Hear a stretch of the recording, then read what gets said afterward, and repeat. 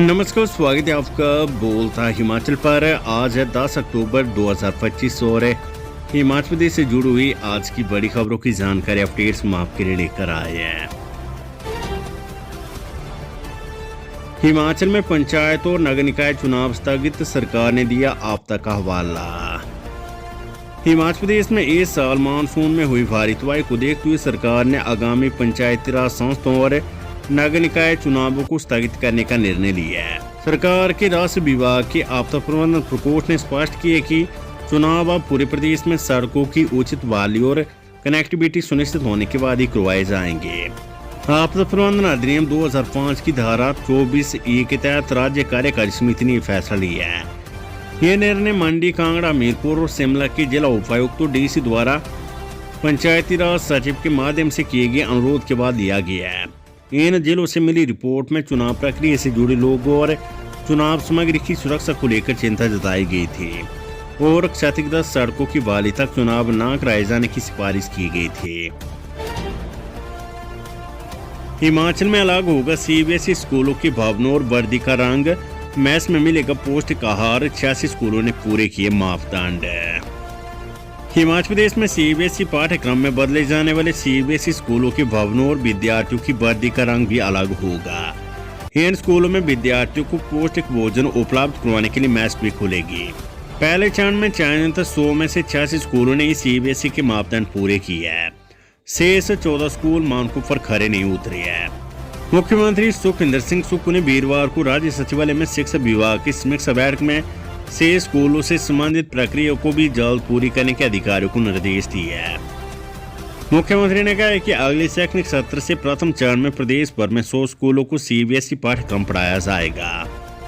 उन्होंने शिक्षा विभाग को इस संबंध में सभी तैयारियां तय समय सीमा के भीतर पूरी करने के निर्देश दिए हैं।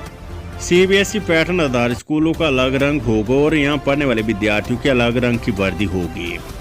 इन स्कूलों में स्मार्ट कक्षों के साथ साथ मैस का भी प्रबंधन किया जाएगा और विद्यार्थियों को पौष्टिक भोजन प्रदान किया जाएगा। शिक्षा विभाग के अधिकारियों ने मुख्यमंत्री को अवगत करवाया कि प्रदेश में सीबीएसई के मापदंड पूरा करने वाले अब तक 86 स्कूलों की पहचान की जा चुकी है। सुक्खू ने कहा कि सरकार प्रदेश में गुणात्मक शिक्षा प्रदान करने के प्रयास कर रही है। इसके लिए धन की कोई कमी नहीं है। मुख्यमंत्री ने Rajiv Gandhi day boarding school बनाने की समीक्षा की और अधिकारियों को इसमें तेजी लाने के निर्देश दिए हैं। 45,000 आउटसोर्स कर्मचारियों को करवचौथ से पहले नहीं मिला वेतन, प्रदेश व्यापी आंदोलन की चेतावनी। हिमाचल प्रदेश के 45,000 आउटसोर्स कर्मचारियों ने करवचौथ से पहले वेतन नहीं मिलने पर नाराजगी जताई है। कर्मचारियों ने कहा है कि यदि उन्हें शीघ्र ही वेतन जारी नहीं किया तो वे प्रदेश व्यापी आंदोलन करने के लिए बाध्य होंगे। सरकारी कार्यालयों में कार्यरत इन कर्मचारियों ने नियमितीकरण को लेकर ठोस नीति बनाने की मांग भी की है। कर्मचारियों का कहना है कि सरकारी कार्यालयों में कार्यरत ये कर्मचारी दिन रात व्यवस्था को चलाने में योगदान दे रहे हैं। इसके बावजूद भी आर्थिक तंगी के दौर से गुजर रहे हैं। जनवरी 2026 से शुरू होगी एचपी रेडी परियोजना, सीएम ने अधिकारियों के साथ की समीक्षा बैठक। मुख्यमंत्री सुखविंदर सिंह सुक्खू ने वरिष्ठ अधिकारियों के साथ Himachal Pradesh resilient action for development and disaster recovery HP ready परियोजना की समीक्षा की। इस परियोजना को जनवरी 2026 से शुरू किया जाएगा। मुख्यमंत्री ने कहा है कि प्रदेश में जलवायु परिवर्तन के प्रतिकूल प्रभाव निरंतर बढ़ रहे हैं, जिससे मानव जीवन और महत्वपूर्ण बुनियादी ढांचे को क्षति पहुंच रही है। उन्होंने कहा कि बार बार प्राकृतिक आपदा के कारण प्रदेश सरकार को क्षतिग्रस्त बुनियादी ढांचे की मरम्मत पर भारी संसाधन लगाने पड़ रहे हैं। सीएम सुक्खू ने कहा कि विश्व बैंक के साथ रणनीतिक सहयोग से राज्य सरकार इस बड़ी परियोजना को लागू कर रही है, जिसमें विभिन्न परियोजनाओं का प्राथमिकता के आधार पर चुनाव किया जा चुका है। इसकी कुल लागत 2,687 करोड़ है। हिमाचल कांग्रेस अध्यक्ष पद को लेकर शिक्षा मंत्री रोहित ठाकुर ने किया बड़ा ऐलान, कुर्सी के लिए लॉबिंग हुई तेज। हिमाचल प्रदेश कांग्रेस पार्टी के अध्यक्ष पद को लेकर खींचतान चल रही है। 13 अक्टूबर के बाद अध्यक्ष पद के नाम का ऐलान हो जाएगा। हालांकि बताया जा रहा है कि सीएम सुक्खू के दिल्ली दौरे के दौरान हाईकमान ने इस पर निर्णय ले लिया है।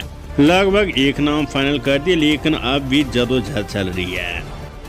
शिक्षा मंत्री रोहित ठाकुर भी अध्यक्ष पद की रेस में शामिल है। अब उन्होंने खुद ये बात स्वीकार की है। वीरवार को राज्य सचिवालय में पत्रकारों से अनौपचारिक बातचीत में शिक्षा मंत्री ने कहा कि कांग्रेस पार्टी आलकमान ने उन्हें शिक्षा जैसे महत्वपूर्ण विभाग की जिम्मेवारी सौंपी है। वे अपने पद से संतुष्ट है। यदि हाईकमान उन्हें अध्यक्ष पद की नई जिम्मेवारी सौंपता है तो उसके लिए वे इनकार नहीं कर सकती है। नई जिम्मेवारी निभाने के लिए वे तैयार है। हिमाचल प्रदेश के स्कूलों में तैनात कंप्यूटर शिक्षकों को नियमित करने की तैयारी। हाईकोर्ट के आदेश के बाद विधि विभाग से मांगी राय। हिमाचल प्रदेश के सरकारी स्कूलों में आउटसोर्स आधार पर नियुक्त कंप्यूटर शिक्षकों को नियमित करने की तैयारी है। प्रदेश उच्च न्यायालय के आदेश के बाद विभाग ने इसकी फाइल विधि विभाग को भेजी है। विधि विभाग की राय आने के बाद विभाग इस मामले में आगामी निर्णय लेगा। हाईकोर्ट ने शिक्षा विभाग को 12 हफ्ते के भीतर संपूर्ण कार्यवाही पूरी करने के आदेश दे रखे हैं। विधि विभाग की राय को विभाग कोर्ट में भी रखेगा, उसके बाद ही इस मामले में आगे बढ़ेगा। हिमाचल हाईकोर्ट शिक्षा विभाग को 1 हफ्ते के भीतर पात्र टीचर अध्यापकों के पदोन्नति आदेश जारी करने के निर्देश है। हिमाचल प्रदेश हाईकोर्ट ने शिक्षा विभाग को 1 हफ्ते के भीतर पात्र टीचर अध्यापकों के पदोन्नति आदेश जारी करने के निर्देश दिए हैं। कोर्ट ने राज्य सरकार के अनुरोध पर मामले को 14 अक्टूबर को सूचीबद्ध करने के आदेश दिए हैं, ताकि शिक्षा विभाग याचिकाकर्ताओं के पदोन्नति आदेशों को हाईकोर्ट के रिकॉर्ड पर रख सके। कोर्ट ने स्पष्ट किया कि यदि 14 अक्टूबर तक पदोन्नति आदेश जारी नहीं किए जाते और न्यायालय के समक्ष प्रस्तुत नहीं किए जाते तो ये न्यायालय के आदेशों की अवमानना को बढ़ाने के बराबर होगा। कोर्ट ने चेतावनी दी कि यदि कोर्ट के आदेशों की अनुपालना नहीं हुई तो न्यायालय द्वारा उचित आदेश पारित किए जाएंगे। सड़क पर अचानक बन गई 12 फुट गहरी खाई, बाइक के साथ गिरा सवार। सोलन शहर के वार्ड नंबर 8 स्थित सलोनी नगर में वीरवार को उस समय अफरा तफरी मच गई जब शक्ति नगर गेट नंबर 2 के पास सड़क का एक बड़ा हिस्सा अचानक धंस गया। सड़क से नीचे से जमीन खिसकने से करीब 12 फुट गहरी खाई बन गई। हादसे के दौरान एक मोटरसाइकिल सवार व्यक्ति भी इसकी चपेट में आ गया। हालांकि गनीमत रही कि उसे मामूली चोटें आई है। मुख्यमंत्री सुख की बड़ी सौगात, युवाओं को विदेशों में मिलेगा रोजगार।